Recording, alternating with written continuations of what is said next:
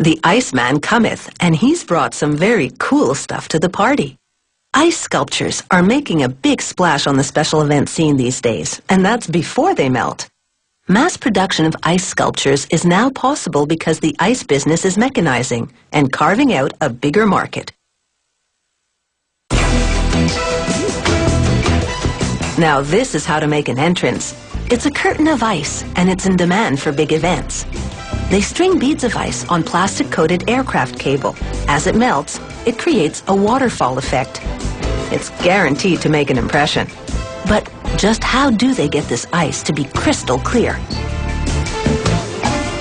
They start by tucking a plastic liner into a big tank. They pipe filtered water into it. Then a worker places a measuring bar with a dipstick across the tank. The dipstick is set at 10 inches. That's how thick the block of ice needs to be. He clamps electric submersible pumps on each end of the tank and positions them underwater at a 45-degree angle. These pumps are key.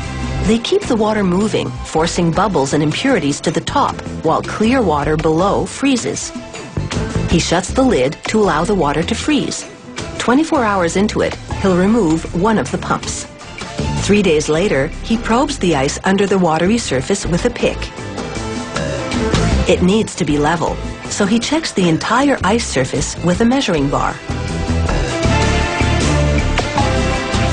Next, he siphons off the excess water with a wet vacuum. He'll take off a couple pails full.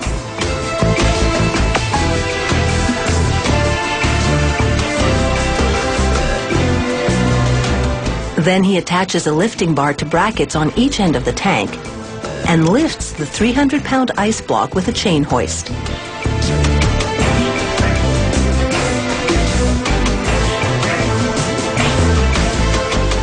Now he peels away the plastic liner and inspects.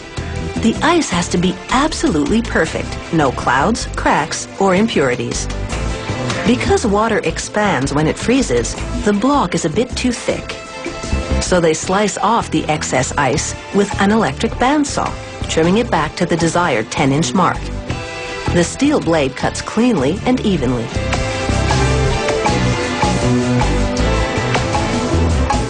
He slides the extra pieces of ice into a heated pit where they'll melt and be recycled back into the system. Before the ice is carved, they put the design on paper. The artist is sketching a liquor luge, 2 vodka bottles made of ice through which drinks will flow. Now it's time to cut the ice. The block turns on a special lathe. Then they propel an electric router across the spinning block. The sharp edges of the router cut into the ice. A guide wheel above the router follows a plastic outline of a bottle, so it cuts precisely to the design. All this is done in the freezer. The temperature in here is a nippy -8 Celsius. Now the vodka bottle is starting to take shape. It takes about 4 minutes for this machine to carve it. This task couldn't be performed as quickly or precisely by hand. Now a worker brushes the snow off. After all, it is like winter in here. Then it's time for the blowtorch. It melts the frost so the ice looks like glass, through which you can clearly see the label and plastic tubing that have been frozen inside. Now we have the vodka luge, and you really can have your drink on ice and in ice. The barman pours the drink through a funnel at the top, and the drink chills all the way down to the martini glass. Even James Bond would be impressed. If a fish fountain is more your style, this is how it's done, the old-fashioned way.